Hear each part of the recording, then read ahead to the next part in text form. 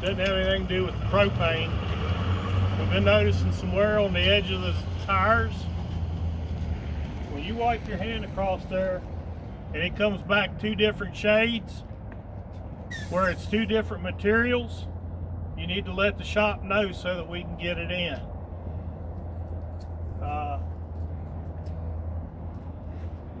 It's usually just on the outside edge or the inside edge. It's usually not in the middle.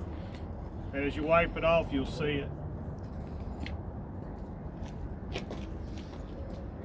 If you have any kind of accident where you go off the edge of the road, when you get to a spot where it's safe and you can look, if this step hit the ground, I want pictures. I want pictures of this box here. All the way back through, and just send them to my phone or send them to Nathan, because you can end up sitting alongside the road, because that's all your after treatment stuff, and you won't get much warning. It's real easy to damage.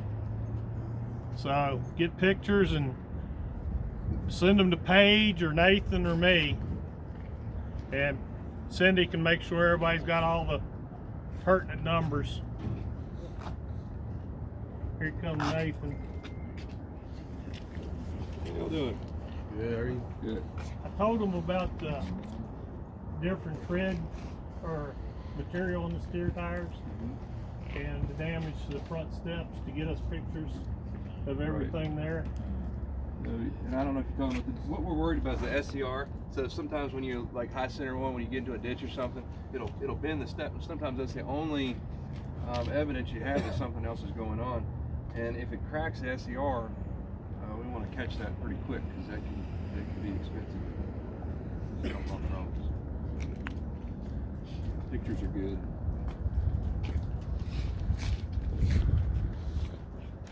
Of course, you got your hose reel brake. If you find that your hose is coming out too fast, you can snug it up some, but it doesn't make a lot of difference as far as keeping the hose on the truck. I mean, it can basically be all the way off. New truck, this one's all the way off.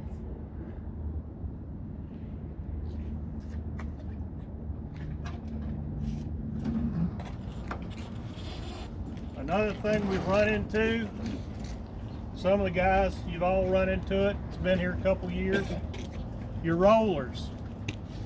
I think it's because everything's mounted higher. They'll get sharp on the edge. Let us know as soon as you see that, because they will cut your hose. I mean, we try to keep a good eye on it on service, but sometimes it'll move pretty quick. And we're getting a lot of damage, bent pins. The only thing I can think that's happening is the pin's coming closed while you're reeling it up, and that's jarring it and bending it. So if you could, when you're reeling that thing up, make sure she stays all the way released so that you can adjust your hose plus not bend the rod.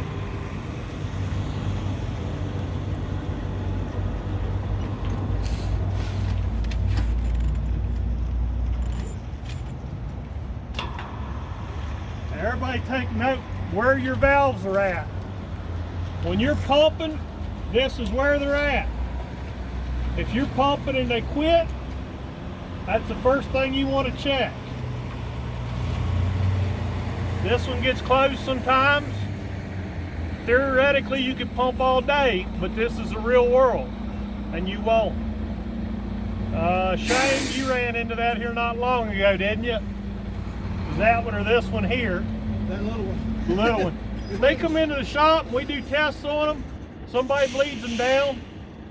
They might get out of here like that. And you might make 4 deliveries. And then all of a sudden you can't pump no more. And that's all it takes. That vapor has to be able to get back into that tank to equalize. If it stays in this line, puts pressure on your delivery security valve, and it'll shut you down.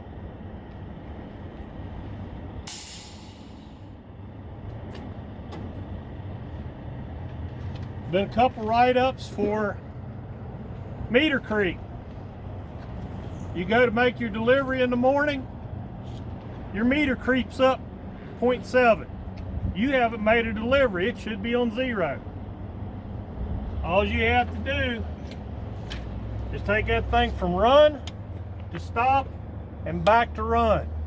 It will zero out. You're allowed 1 time per delivery to do that. Yes, we need to fix it, but at least you're not shorting the customer, especially if you got a customer standing there when you're fueling and they see 0.7. Wait a minute, you didn't give me no fuel. Well, just reach over there and put it on stop and then back up to run. It'll zero back out. Now, the dreaded internal valve. My internal won't open. My internal won't open. Yeah, it will. Either you're having an electrical problem or you're being too quick, too much of a hurry. The first thing you want to do, let me turn the key on here.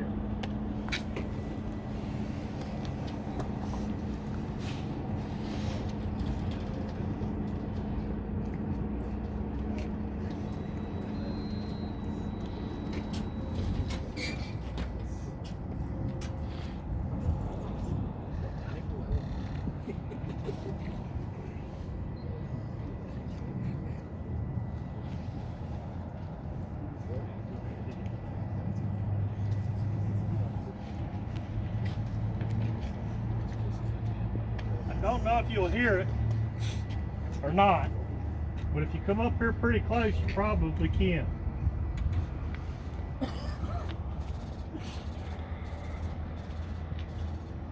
Wait till that printer gets done.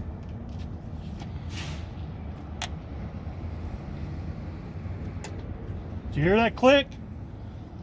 If you don't hear that click, you can sit here all day. You ain't pumping nothing. That click is the solenoid back here. And if it don't click, it's not the internal.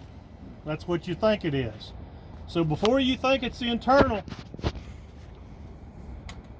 take that thing down to print. Let the printer do its thing. If you don't hear that click, call me and tell me solenoid isn't activating. We can go from there. If you hear the click, you're going to have to get on your hands and knees and look at the belly valve. Before we go to the belly valve, I'm going to tell y'all what all this stuff is. This is your differential or security valve. If you got a leak, now you know what to tell me is what's leaking, instead of me trying to guess what you're referring to. I call this the internal vapor valve, because a bunch of you like to call it the internal. Please be sure you say vapor, because if you just say internal, I'm thinking under the truck. Refer to that as your vapor. This little interlock here on the end, it shouldn't happen to you unless you're at the bulk plant, but it has happened out on the road. You get in the truck, release your brakes, put it in drive, and it just flashes at you. Won't go in gear. It's not tight enough. If you got that as tight as you can get it and it will not go in gear, don't be King Kong.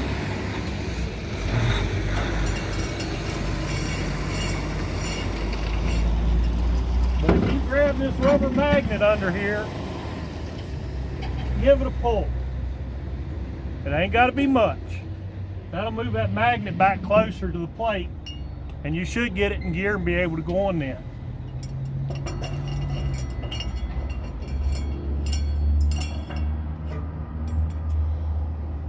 If your meter is advancing and it's doing it enough, say from stop to stop, start helping me out.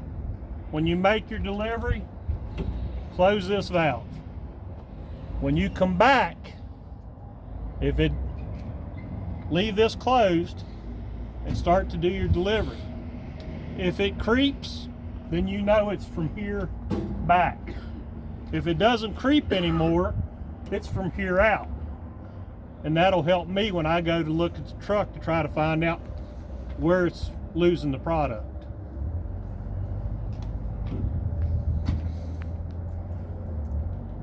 Let's see. This is open.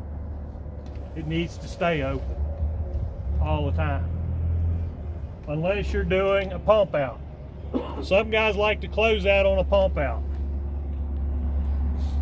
Theoretically, you shouldn't have to, but if you do, you'll be 100% sure that all your product is going through the meter. If not, you may have a little bit trickle back into the tank that you won't get measured. But whatever you do, open that valve back up when you're done with that pump out.